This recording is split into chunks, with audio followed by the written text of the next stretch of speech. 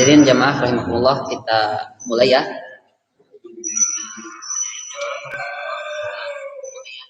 Bismillahirrahmanirrahim. Alhamdulillahirabbil alamin, hamdan katsiran thayyiban mubarakan fih. Asyhadu an la ilaha illallah al-malikul haqqul mubin wa asyhadu anna Muhammadar Rasulullah shadiqul wa'dul amin. Allahumma shalli ala nabiyyina Muhammadin wa ala alihi wa ashabi ajmain. Wa man tabi'ahum bi ihsan ila yaumil.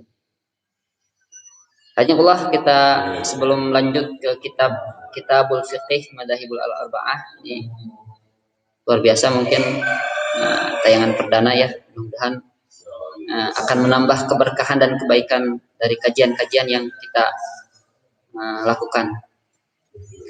Ini Allah, ketika kita berbicara masalah fikih, maka fikih itu bagaikan lautan ilmu yang tak bertepi. Di satu sisi fikih itu membahas perkara-perkara yang sampai kepada teknis, tapi di sisi yang lain fikih itu begitu luas. Nah, kadang ketika kita berbicara masalah teknis biasanya sesuatu yang kaku dan sempit. Tapi justru fikih itu teknis dan luas seperti itu. Maka satu masalah dalam fikih bisa berkembang dan bercabang menjadi banyak.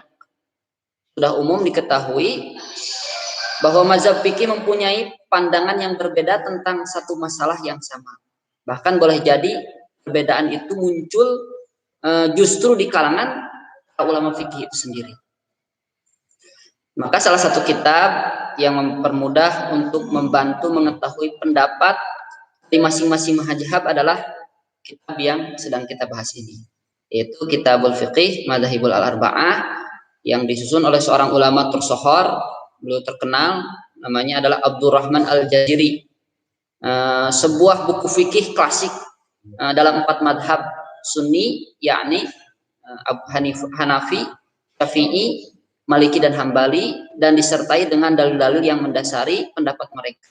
Merupakan kitab fikih perbandingan madhab yang terkenal, yang menjadi salah satu rujukan para ulama dan umat Islam pada masa kini, seperti itu. Jadi kitab ini bukan hanya dijadikan rujukan oleh orang-orang umum saja, tetapi para ulama pun banyak menjadikan kitab ini sebagai sebuah rujukan.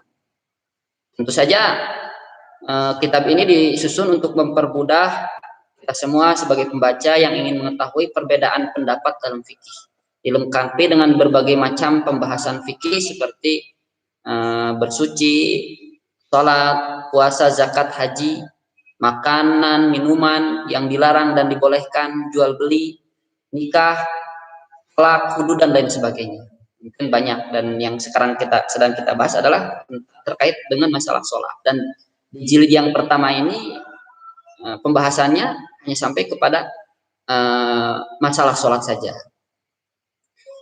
Penulis buku tersebut adalah kita harus mengenal ya, karena salah satu adab ketika kita ingin menjadikan seseorang sebagai seorang guru itu adalah kita harus mencintainya. Maka ada ungkapan tak kenal maka tak cinta, seperti itu. Nah, ada kata Habib Umar, beliau berkata, mencintai seorang guru itu merupakan sebuah kebaikan.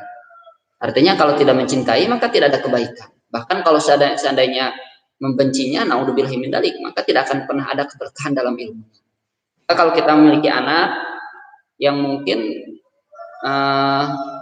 kalau ilmu anak kita ini ingin berkah, maka kita harus menanamkan kecintaan kepada hati anak kita terhadap guru-gurunya, seperti itu. Nah, ada ungkapan tadi, mencintai guru adalah sebuah kebaikan. Ada yang lebih khusus lagi, lebih luar biasa lagi. Tapi mencintai guru sebuah kebaikan, tetapi kalau guru mencintai seorang murid, maka ada sebuah keistimewaan dalam murid itu tersebut, seperti itu. Maka penting untuk kita mengetahui biografi orang-orang yang menulis kitab-kitab yang akan kita pelajari. Agar apa? Agar timbul kecintaan pada diri kita. Hingga ilmu yang kita dapatkan itu menjadi ilmu yang berkah. Meskipun kita tidak bertemu dengan orang tersebut, seperti itu. Buku tersebut adalah Abdurrahman bin Muhammad Iwad Al-Jaziri. Beliau dilahirkan di Jazirah Tandawel, yaitu di daerah Mesir, pada tahun 1299 Hijriah. Berarti kurang lebih sekitar 100 tahun lebih, 100 tahun lebih, hampir 1 abad lebih. Beliau memperdalam ilmu di Al-Azhar serta memperdalam mazhab Abu Hanifah dari tahun 1313 Hijriah sampai ke 1326 Hijriah. Jadi beliau memperdalam mazhab Abu Hanifah saja sampai 13 tahun.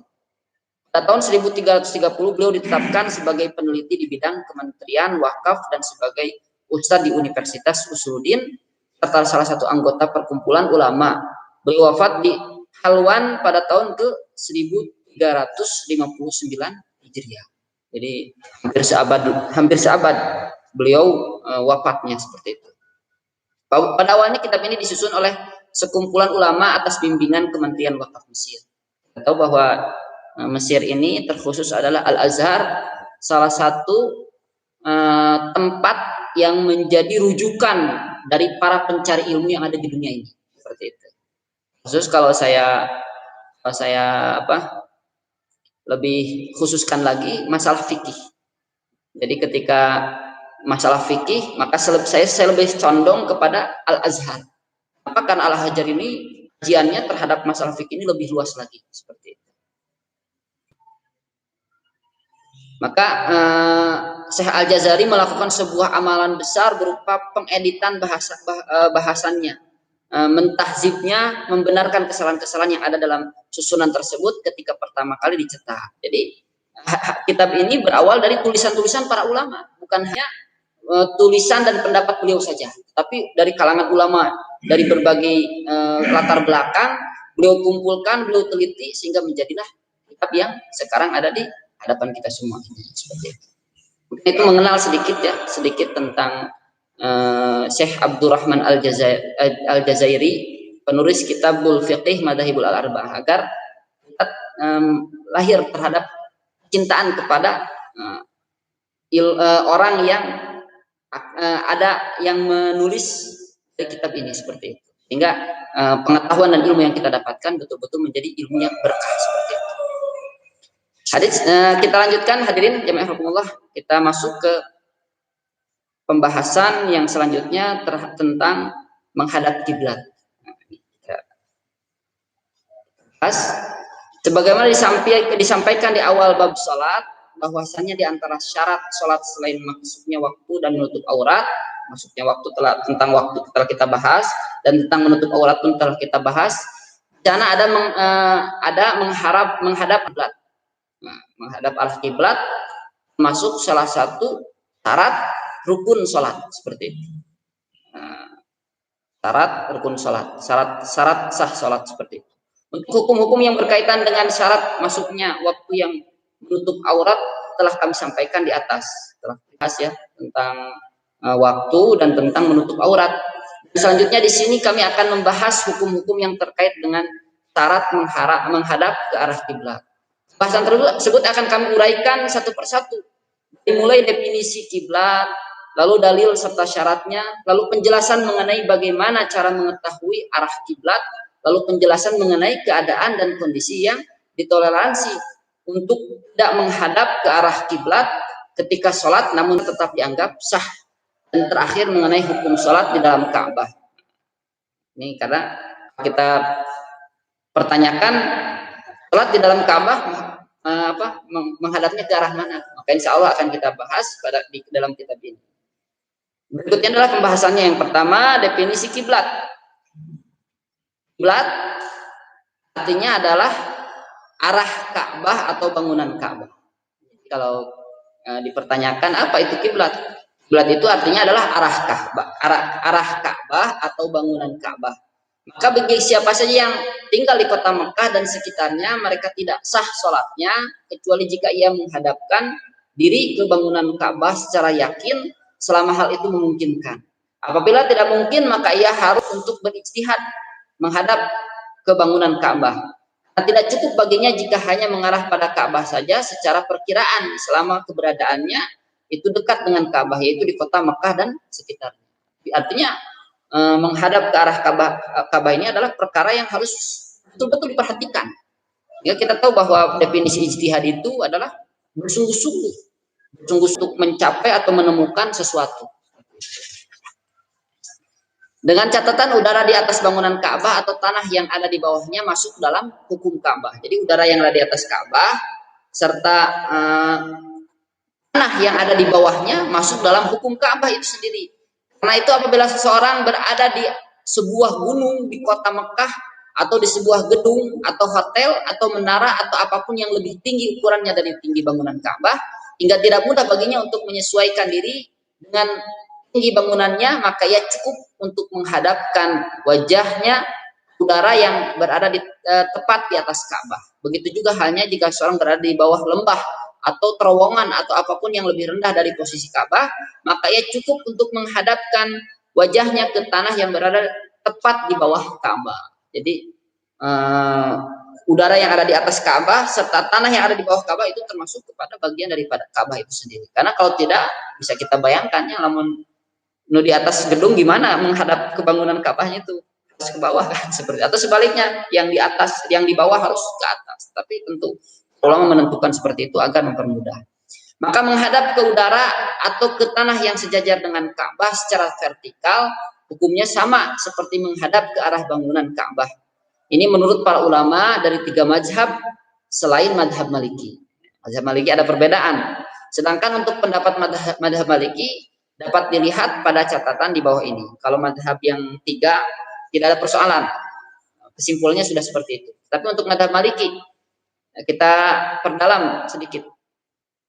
Bagi mereka, yaitu para ulama mazhab Maliki yang tinggal di kota Mekah dan sekitarnya, diwajibkan untuk berkiblat ke bangunan Ka'bah sehingga tubuhnya sejajar secara horizontal dengan bangunan tersebut dan tidak cukup bagi mereka dengan hanya mengarah pada udara di atas bangunan Ka'bah saja. Bagi mereka yang tinggal di kota Mekah, kata ulama madhab Maliki. Namun di sisi lain madhab ini juga mengatakan bahwa sholat yang dilakukan oleh seorang di atas Jabal Qubais, itu salah satu gunung yang ada di kota Mekah, adalah sholat yang sah seperti itu.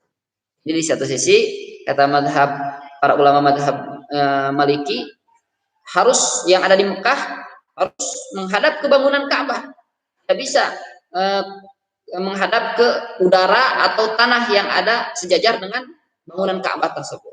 Tapi di sisi yang lain, yang sholat di atas Jabal Qubais, maka sholatnya dianggap sah. Ini sesuatu yang sepertinya kontradiktif seperti itu. Adapun bagi mereka yang tinggal di kota Madinah, mereka diwajibkan untuk menghadapkan wajahnya sesuai dengan arah mihrab Nabi SAW. Kata para ulama madhab Maliki. Nabi SAW, karena dalam melakukan hal itu maka mereka sama saja dengan menghadap ke arah bangunan Ka'bah. Karena mihrab itu dibangun dengan petunjuk wahyu, hingga tidak mungkin akan melenceng dari bangunan Ka'bah.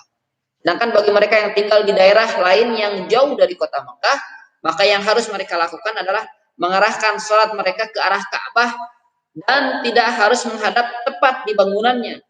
Boleh bergeser sedikit ke sisi kanan Ka'bah atau ke sisi kirinya, bahkan menyimpang sedikit dari arah Ka'bah sekalipun, karena syarat utama yang harus dipenuhi adalah arah posisi kewilayahan dengan Ka'bah. Misalnya saja dengan ada penduduk Indonesia, misalkan ada penduduk Indonesia yang melakukan sholat dengan menghadap ke arah barat tanpa dimiringkan sedikit ke kiri untuk mencapai arah barat laut, maka ia masih dianggap menghadap ke arah kiblat. Nah, meskipun arah kiblat dari Indonesia agak sedikit miring ke kiri, namun kemiringan itu tidak terlalu berpengaruh sebab masih dianggap menghadap secara keseluruhan. Ini adalah pendapat para ulama dari 3 madhab selain madhab Asy-Syafi'i. Untuk mengetahui pendapat berbeda dari madhab Asy-Syafi'i tersebut, lihatlah pada catatan berikut ini. Ini menurut madhab Syafi'i, beliau memiliki pendapat, mereka memiliki pendapat yang berbeda dari ulama-ulama yang lain. Diwajibkan bagi siapapun yang berada di dekat Ka'bah atau berjauhan untuk tetap menghadap ke arah bangunan Ka'bah, atau udara di atasnya atau tanah di bawahnya. Hanya bedanya bagi mereka yang berada di Ka'bah diwajibkan untuk menghadap ke arah bangunan Ka'bah atau wilayah vertikalnya secara yakin, misalnya dengan melihatnya secara langsung, mengukurnya, atau cara-cara lain yang meyakinkan. Sedangkan bagi mereka yang berada jauh dari Ka'bah, mereka harus menghadap ke arah bangunan Ka'bah atau wilayah vertikalnya secara perkiraan saja, tidak perlu secara pasti. Apalagi menyimpang dari arah kiblat itu membatalkan sholat, walaupun hanya sedikit. Maka selama anggota tubuh yang menyimpang itu ada bagian dada bagi seorang yang sholat dengan cara berdiri ataupun duduk, namun jika hanya bagian wajah saja yang menyimpang, maka itu tidak membatalkan sholat. Lain halnya untuk orang yang sholatnya dengan cara berbaring, miring, dengan bertumpu pada sisi tubuhnya, apalagi bagian dada atau bagian wajahnya menyimpang dari arah kiblat, maka sholatnya batal. Sedangkan orang yang sholatnya dengan cara berbaring, rentang dengan bertumpu pada punggungnya, maka sholatnya dianggap tidak sah apabila wajah atau telapak kakinya menyimpang dari arah kiblat.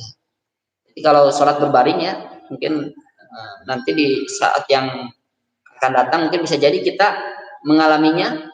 Maka yang harus kita perhatikan wajah dan telapak kaki menghadap ke arah kiblat. Adapun Hajar Aswad dan Syajarwan ini adalah seperti tembok. Ini misalkan itu dinding Ka'bah. Nah itu tuh yang itunya tuh seperti tembok yang mengelilingi Ka'bah. Itu Syajarwan namanya. Bukanlah termasuk dari bagian Ka'bah. Jadi bangunan Ka'bah itu kurang lebih tingginya sekitar 13 cm. Kata para ulama itu bukan bagian dari Ka'bah, meskipun keduanya berada di lokasi Ka'bah. Insya Allah keterangan mengenai keduanya akan dibahas pada bab haji, insya Allah. Karena itu apabila ada penduduk Mekah yang melakukan sholatnya dengan menghadap Hajar Aswad atau Syajarwan, maka sholatnya tidak sah. Jadi Hajar Aswad atau Syajarwan itu bukan bagian daripada Ka'bah, meskipun Syajarwan tadi merupakan tembok yang mengelilingi bangunan Ka'bah. Maka kalau ada orang yang khusus yang ada di sana ya, kalau kita karena jauh kita menghadap ke tembok itu, maka itu tidak sah seperti itu. Sholatnya tidak sah. Nah apabila ada penduduk Mekah yang melakukan sholatnya dengan menghadap Hajar Aswad atau Syajarwan, maka sholatnya tidak sah menurut para ulama dari 3 madhab. Menurut para ulama dari 3 madhab selain madhab Hambali. Untuk mengetahui pendapat yang berbeda dari madhab Hambali tersebut, lihatlah di catatan kaki di bawah ini. Kita bahas catatan kakinya. Menurut madhab Hambali, Syajarwan adalah bagian dari Ka'bah, termasuk juga 6 hasta dari Hajar Aswad dan beberapa hasta di atasnya. Karena itu apabila ada yang melakukan sholat dengan menghadap salah satu dari ketiga tempat tersebut, maka sholatnya tetap dianggap sah. Ulama madhab Hambali berbeda dengan 3 madhab yang lainnya seperti itu. Kalau yang 3 madhab itu menganggap Syajarwan ini bukan bagian dari Ka'bah, tapi kalau madhab Hambali mengatakan Syajarwan ini adalah bagian daripada Ka'bah. Dalil persyaratan menghadap kiblat. Nah, ini kita bahas mungkin dalil persyaratan menghadap kiblat. Tentu saja ya, setiap apa yang kita lakukan memiliki landasan dalilnya. Maka begitupun dengan sholat menghadap kiblat seperti itu. Itu kita memiliki dalil yang betul-betul kuat. Menghadap kiblat adalah salah satu syarat sahnya sholat menurut Al-Quran, hadis Nabi dan ijma para ulama.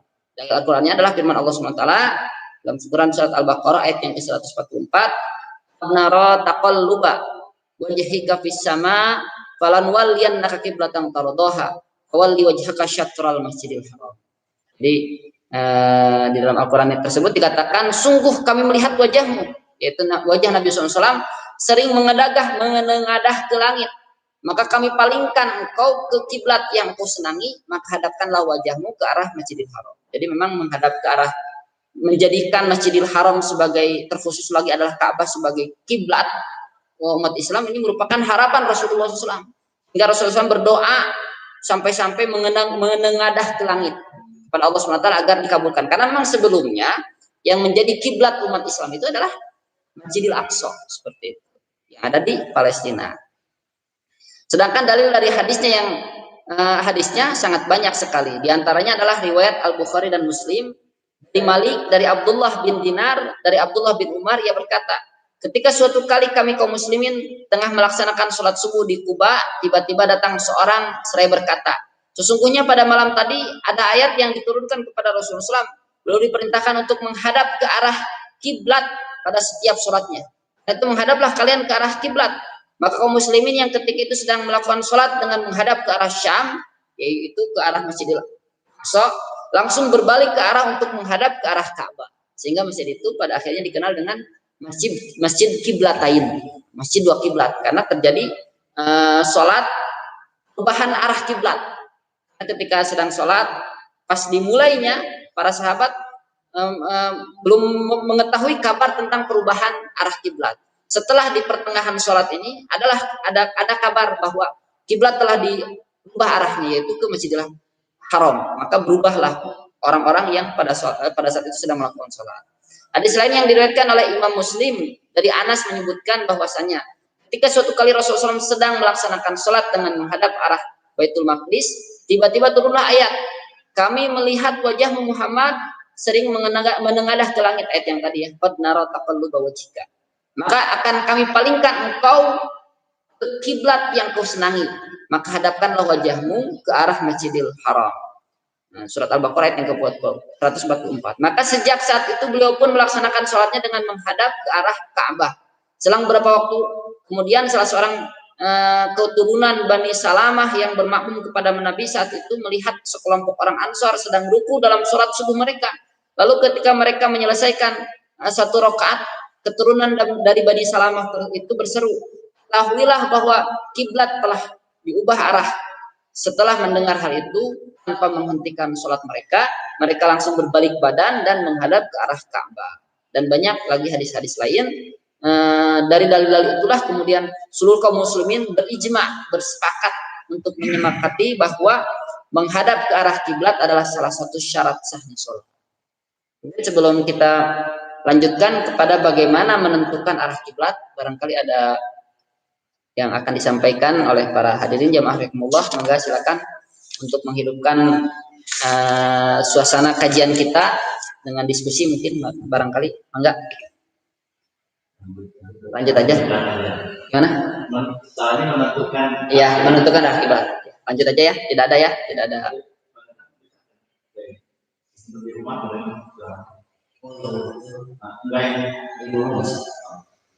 Lanjut ya. Bagaimana menentukan arah kiblat? Mungkin ini penting meskipun di zaman sekarang ada sesuatu yang mempermudah, tapi tentu kalau kita mengetahuinya itu lebih baik lagi seperti itu. Ada banyak sekali cara untuk menentukan arah kiblat dan cara-cara tersebut akan kami uraikan menurut masing-masing mazhab pada catatan di bawah ini. Yang pertama adalah menurut mazhab Hanafi. Jika seseorang tidak mengetahui arah kiblat dan ingin mencari petunjuk untuk mengetahuinya, maka harus dilihat terlebih dahulu apakah ia sedang berada di perkotaan dan perdesaan yang berpenduduk tetap atau di gurun pasir dan di tempat lain yang tidak dapat rumah-rumah penduduknya. Apabila ia berada di daerah yang berpenduduk tetap dan banyak terdapat kaum musliminnya, maka ada 3 kondisi. Kalau berada di daerah yang berpenduduk tetap dan banyak, artinya di perkotaan lah yang banyak penduduknya, maka ada 3 kondisi. Yang pertama, di daerah tersebut dapat ditemukan sejumlah masjid tua yang memiliki mihrab. Mihrab itu adalah tempat khusus imam ya, tempat sholat imam. Kalau di sini mah di Masjid Ar-Rahman berarti ini. Seperti itu. Dan masjid itu dibangun oleh kalangan sahabat Nabi SAW ataupun tabi'in, seperti Masjid Al-Umawi di Damaskus. Kita tahu Masjid Al-Umawi di Damaskus ini dibangun oleh sahabat mulia Muawiyah bin Abu Sufyan. Masjid Amr bin Al-As di Kairo yang dibangun oleh Amr bin As dan lain-lain. Jika demikian, maka orang yang tidak mengetahui arah kiblat itu diwajibkan untuk menghadapkan arah kiblat sholatnya sebagaimana arah yang ditunjukkan pada mihrab tersebut. Bahkan dia tidak boleh mencari arah kiblat dengan cara lain dengan adanya mihrab tua itu. Dan jika seandainya ia masih mencari arah kiblat dengan cara yang lain, lalu ia mengikuti arah tersebut, maka sholatnya dianggap tidak sah. Nah, hukum mihrab tua yang dibangun oleh kalangan sahabat atau tabi'in itu juga berlaku untuk mihrab-mihrab baru yang dibangun dengan berpatokan pada mihrab tua tersebut. Itu yang pertama. Yang kedua, di daerah tersebut tidak ada masjid yang memiliki mihrab tua. Jika demikian, maka diwajibkan bagi orang yang tidak mengetahui arah kiblatnya untuk bertanya kepada orang lain, dan untuk bertanya mengenai hal itu ada 3 syarat. Untuk bertanyanya ada 3 syarat. Yang pertama adalah orang yang hendak ditanya ada dan dekat, yakni tidak terlalu jauh dan tidak perlu dicari ke tempat yang jauh. Jadi ditanya. Orang yang ditanya itu harus berada dekat dengan dirinya seperti itu. Yang kedua adalah orang yang ditanya itu adalah orang yang mengetahui arah kiblat. Dan yang ketiga, orang yang ditanya itu adalah orang yang bisa diterima persaksiannya. Karena itu tidak sah hukumnya jika pertanyaan itu diajukan kepada orang kafir, orang fasik ataupun anak kecil karena persaksian mereka tidak dapat diterima. Itu yang kedua, kondisi yang kedua. Kondisi yang ketiga adalah di daerah itu tidak ada mihrab dua dan tidak ada pula orang yang bisa ditanya. Jika demikian maka orang tersebut diwajibkan untuk berijtihad, yakni dengan melakukan sholat ke arah yang diyakini bahwa itu adalah arah kiblat.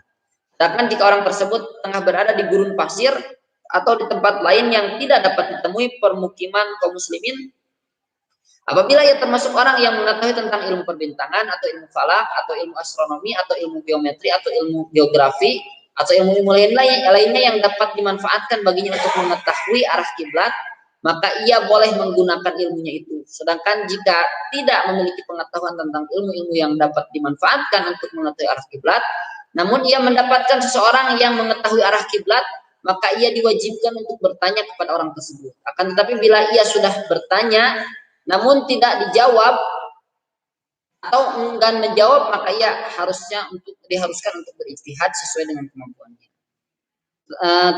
Tentukan arah yang ia yakini sebagai arah kiblat, lalu melaksanakan sholatnya ke arah tersebut. Dan setelah itu tidak perlu mengulang sholatnya tersebut meskipun orang yang ditanya sebelum itu namun tidak menjawab, memberikan bahwa arah kiblatnya itu keliru. Menurut mazhab Hanafiyah. Yang selanjutnya menurut mazhab Maliki, apabila seorang yang hendak melaksanakan sholat berada di suatu daerah yang asing baginya dan tidak mengetahui kemana harus berkiblat, maka ia harus memastikan terlebih dahulu apakah di sana ada masjid tua yang terdapat mihrabnya atau tidak. Apabila ada, maka ia diwajibkan untuk melaksanakan sholatnya dengan mengikuti mihrab yang harus dijadikan patokan arah kiblatnya. Hanya ada 4 saja menurut mazhab Maliki, ulama mazhab, yaitu mihrab Masjid Nabawi di kota Madinah, mihrab di Masjid Bani Umayyah di kota Damaskus, mihrab Masjid Amr bin Al-As di Kairo, dan mihrab di Masjid Khoirwan kota Tunisia. Jadi 4 masjid ini yang bisa dijadikan 4 mihrab masjid ini yang bisa dijadikan patokan. Karena itu apabila orang tersebut berada di salah satu kota itu dan ia hanya mengandalkan ijtihadnya untuk menentukan arah kiblat dalam sholatnya, maka sholatnya tidak sah. Adapun mihrab-mihrab lain selain keempat mihrab tersebut, apabila terdapat di masjid perkotaan dan dibangun dengan pengukuran yang benar dan diakui oleh para peneliti, maka orang tersebut boleh berpatokan pada mihrab itu selama ia termasuk orang yang cukup pandai untuk membedakan arah mata angin. Namun hukumnya hanya sampai boleh saja, tidak diwajibkan. Sedangkan jika ia bukan seorang yang pandai untuk membedakan arah mata angin, maka ia diwajibkan untuk berpatokan pada mihrab tersebut. Sementara untuk mihrab yang terdapat di masjid pedesaan, maka tidak dibolehkan bagi orang yang pandai membedakan arah mata angin untuk berpatokan pada mihrab tersebut. Melainkan diwajibkan baginya untuk mencari tahu sendiri arah kiblat yang benar menurut pendapatnya sebelum dia melaksanakan sholat. Namun jika ia bukan seorang yang pandai membedakan arah mata angin, maka ia diwajibkan untuk berpatokan pada mihrab itu dalam sholatnya, karena ia tidak memiliki pengetahuan untuk dijadikan landasan berijtihad. Intinya mihrab itu dapat diklasifikasikan menjadi 3 bagian. Pertama, 4 mihrab yang telah disampaikan di atas tadi. Dan dengan keberadaan mihrab-mihrab tersebut, maka tidak boleh digunakan cara lain untuk menentukan arah kiblat. Kedua, mihrab-mihrab yang terdapat di masjid perkotaan dan dibangun dengan kaidah pengukuran yang benar, namun mihrab tersebut tidak wajib untuk dijadikan patokan selama orang yang hendak melakukan sholat adalah orang yang memiliki ilmu tentang arah mata angin. Yang ketiga, mihrab-mihrab yang terdapat di masjid pedesaan, dan mihrab ini hanya wajib dijadikan patokan bagi mereka yang tidak memiliki ilmu tentang arah mata angin. Itu adalah hukum-hukum jika seorang berada di daerah yang terdapat mihrabnya. Sedangkan jika ia berada di daerah yang tidak terdapat mihrabnya, tidak terdapat arah kiblat sendiri, maka ia diwajibkan untuk menentukan sesuai ilmu yang dimilikinya dan tidak perlu bertanya kepada orang lain kecuali jika ia kesulitan mencari tanda untuk mengetahui arah kiblat. Maka ia diharuskan untuk bertanya kepada orang lain, yakni seorang muslim dewasa yang diterima persaksiannya dan mengetahui arah kiblat, meskipun orang itu seorang hamba sahaya atau perempuan. Itu jika orang tersebut memiliki ilmu untuk mengetahui arah kiblat atau mampu untuk berijtihad. Namun jika ia tidak seperti itu, maka ia diwajibkan untuk bertanya kepada orang lain, asalkan orang itu muslim, dewasa, diterima persaksiannya dan mengetahui arah kiblat. Apabila ia tidak mendapatkan orang seperti itu, maka ia boleh melaksanakan sholatnya dengan menghadap ke arah manapun yang ia pilih, dan sholatnya itu tetap sah. Untuk keterangan menurut madhab Maliki. Yang ketiga, menurut madhab Asy-Syafi'i, tahapan dalam menentukan arah kiblat ada 4. Kalau kata para ulama madhab Asy-Syafi'i, tahapan untuk menentukan arah kiblat ada 4. Pertama, mengetahui atau mencari tahu sendiri. Apabila seorang sudah mengetahui arah kiblat atau ia dapat mencari tahu sendiri kemana arah kiblat, maka ia wajib untuk menerapkan tahapan ini terlebih dahulu tanpa bertanya kepada orang lain. Hukum ini juga berlaku bagi tunanetra yang berada di masjid. Selama ia dapat berada di dinding untuk mengetahui arah kiblat, maka ia tidak perlu bertanya kepada orang lain. Jadi yang pertama harus mengetahui atau mencari tahu sendiri. Yang kedua adalah bertanya kepada orang lain yang dapat dipercaya dan mengetahui kemana arah kiblat. Tahapan ini hanya harus dilakukan jika orang yang akan melakukan sholat itu tidak tahu arah kiblat atau tidak dapat mencari tahu sendiri. Karena tidak boleh baginya untuk melakukan tahapan ini jika ia sendiri sudah tahu atau ia mampu untuk mencari tahu sendiri kemana arah kiblatnya. Tahapan ini juga berlaku untuk alat bantu, misalnya dengan menggunakan kompas untuk mengetahui arah kiblat, atau teropong untuk melihat bintang yang dijadikan patokan arah kiblat, atau dengan melihat matahari, bulan, ataupun mihrab-mihrab yang terdapat di masjid kota besar atau masjid kota kecil dengan jamaah yang banyak. Intinya tahapan yang kedua ini mencakup beberapa cara, yaitu bertanya kepada orang yang dapat dipercaya, menggunakan kompas, penunjuk arah lainnya, ataupun dengan berpatokan pada mihrab, baik itu mihrab di masjid yang didirikan oleh kalangan sahabat, tabi'in, ataupun masjid lain yang berlimpah jumlah jamaahnya. Adapun mihrab yang terdapat di mushola kecil atau digunakan oleh segelintir orang, baik itu masjid yang berada di pinggir jalan ataupun yang di perkampungan, maka mihrab-mihrab di dalamnya tidak dapat dijadikan patokan. Tahapan yang kedua. Tahapan yang ketiga, berijtihad. Tahapan ini tidak boleh dilakukan kecuali orang yang hendak melakukan sholat itu tidak bertanya kepada orang lain yang dapat dipercaya, tidak bisa bertanya kepada orang yang dapat dipercaya, atau tidak dapat menggunakan cara-cara lain yang dapat membimbingnya untuk menemukan arah kiblat, atau tidak dapat menemukan masjid besar atau masjid kecil dengan jumlah jamaah banyak yang terdapat mihrab di dalamnya. Apabila semua itu tidak ada, maka ia boleh beristihad dengan arah manapun yang menjadi hasil dari ijtihadnya, maka arah itulah yang dijadikan kiblat sholatnya. Dengan artian jika ia sudah beristihad untuk sholat zuhur misalnya, lalu ia lupa arah mana yang menjadi hasil ijtihadnya tadi untuk sholat asarnya, maka ia boleh memperbarui meskipun arahnya berbeda. Nah, ini jadi yang keempat, yang terakhir, tahapan yang keempat, mengikuti ijtihad orang lain, dengan arti apabila orang yang hendak melaksanakan sholat itu arah kiblat, tidak tahu arah kiblat, tidak dapat menanyakan arah kiblat kepada orang lain yang dapat dipercaya atau dengan cara-cara lain, maka ia cukup dengan mengikuti ijtihad orang lain saja dan berpatokan pada hasil ijtihad tersebut. Itu tahapan menentukan arah kiblat menurut para ulama madhab Asy-Syafi'i. Dan terakhir, menurut madhab Hambali, apabila seorang yang hendak melaksanakan sholat tidak mengetahui arah kiblat dan ia berada di suatu daerah yang terdapat mihrab yang dibangun oleh kaum muslimin, maka ia wajib untuk berpatokan pada arah mihrab tersebut selama ia mengetahui bahwa mihrab itu berada di dalam masjid yang didirikan oleh kaum muslimin, dan ia tidak boleh berpaling ke cara lain dan tidak boleh pula menyimpang dari mihrab tersebut. Namun jika ia mendapatkan mihrab suatu negeri yang sudah hancur, misalnya situs-situs yang pernah ditinggali oleh kaum muslimin terdahulu, maka ia tidak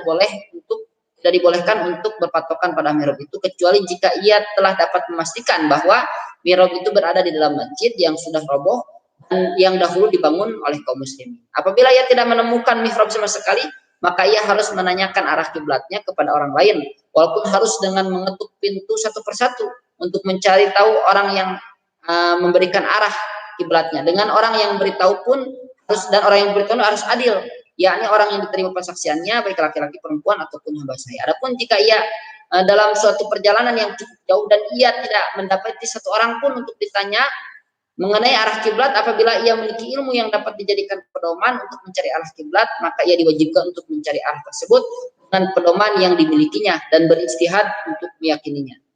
Jika ia sudah berijtihad dan ada perkiraan arah yang berhasil dia dapatkan, lalu ia melakukan sholatnya dengan berkiblat sesuai arah yang diperkirakannya, maka sholatnya dianggap sah. Sedangkan jika arah yang diperkirakan itu tidak digunakan dan malah berkiblat ke arah yang lain, maka sholatnya tidak sah meskipun arah tersebut ternyata adalah arah yang benar. Sementara jika ia tidak mampu untuk berijtihad, misalnya ada gangguan pada matanya misalkan, hingga sulit untuk menentukan arah yang dicari, atau ia memang sama sekali tidak mengetahui, tidak mengerti bagaimana harus menentukan arah kiblat, maka ia boleh melakukan sholatnya ke arah manapun yang ia pilih dan ia tidak perlu mengulang sholatnya itu. Dan demikian maka dapat diambil kesimpulannya bahwa jika seorang tidak tahu ke mana arah kiblat, maka hal pertama yang harus ia lakukan adalah mencari mihrab. Apabila ia tidak dapat menemukan mihrab, maka ia diharuskan untuk bertanya kepada orang lain yang tahu kepada arah kiblat. Namun jika ia tidak bisa mendapatkan orang lain untuk ditanya, maka ia diwajibkan untuk beristihad. Apabila itu pun ia juga tidak mampu, maka ia cukup beristihad, mengikuti istihad orang lain. Dan jika tidak ada orang lain yang dapat diikuti istihadnya, maka ia boleh menentukan sendiri kemana sholatnya yang harus menghadap sesuai kemampuannya. Namun apabila ia tidak mengikuti arah tahapan-tahapan tersebut secara beruntut, maka sholatnya dianggap tidak sah. Dia harus mengulangi sholatnya itu meski arah kiblatnya benar, karena ia sudah dianggap telah meninggalkan sesuatu yang diwajibkan kepadanya. Dengan demikian, pada catatan tersebut maka dapat disimpulkan bahwa menentukan arah kiblat menurut para ulama tidak keluar dari cara-cara berikut ini. Yang pertama, dengan berpatokan pada mihrab masjid dengan berbagai penjelasan dan syaratnya. Bahas ya. Yang kedua adalah dengan bertanya kepada orang lain ketika tidak mendapatkan mihrab masjid. Yang ketiga, menetapkan suatu arah melalui ilmu yang dimiliki dan beristihad ketika tidak didapatkan orang lain untuk ditanya. Ini 3 tahap yang menjadi kesimpulan ya. Bagaimana diketahui bahwa beberapa ulama berpendapat bahwa menentukan arah kiblat melalui ilmu dan beristihad itu harus lebih didahulukan daripada pemberitahuan orang lain. Meskipun orang itu memenuhi syarat untuk memberitahukan arah kiblat dan seterusnya seperti telah dijelaskan pada catatan fikih. Selanjutnya ada beberapa pertanyaan yang tersisa di sini. Pertama, bagaimana jika setelah berusaha menetapkan arah kiblat melalui ilmu namun tidak ada satu arah yang dapat diunggulkan dibandingkan arah yang lain? Ini pertanyaan-pertanyaan. Yang kedua, bagaimana jika setelah menetapkan arah kiblat dengan ilmu yang dimiliki, lalu ketika sedang sholat atau setelah sholat ia dilaksanakan ternyata ia mendapatkan petunjuk bahwa arah kiblat yang ditentukan sendiri olehnya itu adalah tidak benar, baik secara yakin atau hanya perkiraan. Yang ketiga, apa hukum tidak berijtihad bagi yang mampu melakukannya lalu melakukan sholat tanpa ijtihad? Yang keempat, apa hukum untuk mengikuti ijtihad orang lain bagi yang melakukan ijtihadnya sendiri? Maka untuk menjawab pertanyaan yang pertama tadi, bagaimana jika setelah berusaha menetapkan arah kiblat melalui ilmu namun tidak ada satu arah yang dapat diunggulkan dibandingkan arah lain? Maka jawabannya adalah bagi orang yang sudah berijtihad namun ia tetap tidak dapat menentukan satu arah sebagai arah kiblatnya, maka ia sudah dianggap setelah melakukan sesuai dengan kemampuannya.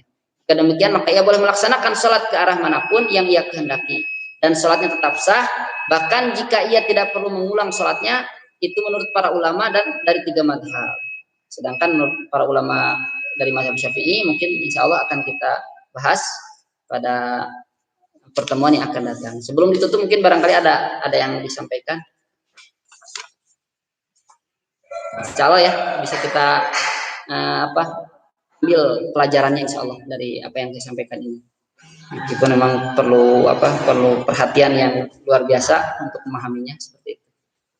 Barangkali ada? Kalau kebiasaan tadi ya, kalau dibahas itu kan yang penting ada 4 mihrab ya itu. Kemudian juga dalam beberapa pendapat itu itulah yang sudah ada mihrabnya. Iya. Dan kita sudah punya mihrab. Mihrab ini kan memang di Indonesia itu rata-rata hampir semua bahwa kiblat itu memang arahnya belum ke barat. Dan di kalimat-kalimat dalam Al-Quran itu disebutkan arah angin ke arah barat. Dan hampir semua memang ke arah barat. Hanya sekarang dengan adanya teknologi dicek sampai derajatnya, gitu kan? Memang di situ ini ada 2 pendapat yang mengatakan yang cocok harus sesuai dengan itu. Jadi jangan tepat pisahnya. Jangan sampai meleset sampai derajat.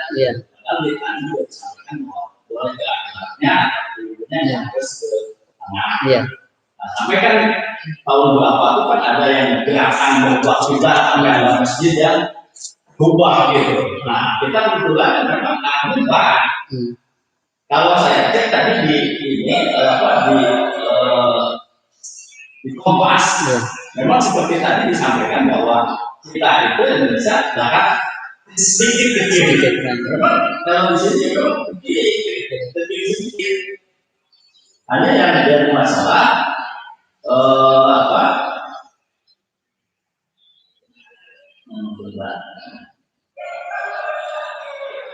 kecil sedikit. Perlukah kita mengubah? Ketika ada meyakini ada kesalahan itu ya. Yang kemudian harus sakit seperti ini sekali gitu kan. Kalau bagi kita walaupun berdiri misalnya 1 bulan ya, kalau ditarik dulu jadi anggap gitu. Nah, makanya saya pernah dengar antara dialog antara orang itu ahli teknologi yang mengatakan kita bisa boleh ulang. Makanya sempat kan beberapa kali disarankan bahwa ketika matahari tanggal sekian itu titik yang tepat untuk mempengaruhi. Tadi ada orang yang ahli ini mengatakan bahwa dalam beberapa kitab tradisional itu dikatakan yang penting itu mukobalah itu arah bulu. Kita kalau arah barat kita sudah sesuai.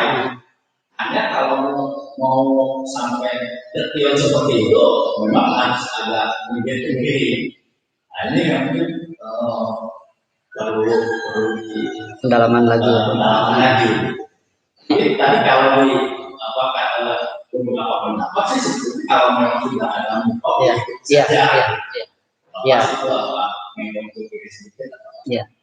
Ya dari kesimpulan yang kita bisa sampaikan, meskipun belum tuntas ya pembahasan tentang hal ini, jadi 3 hal aja.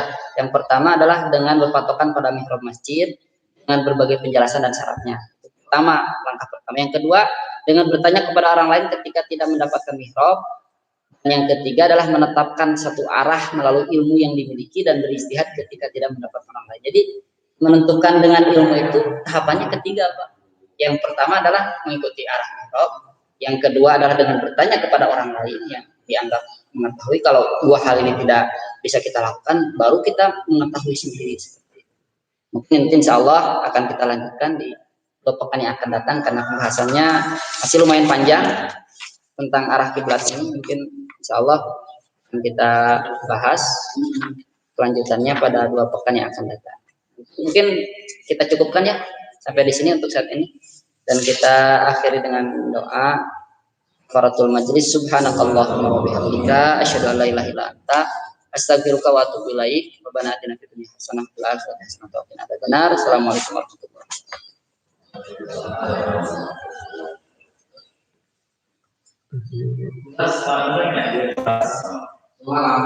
Ya, wilayah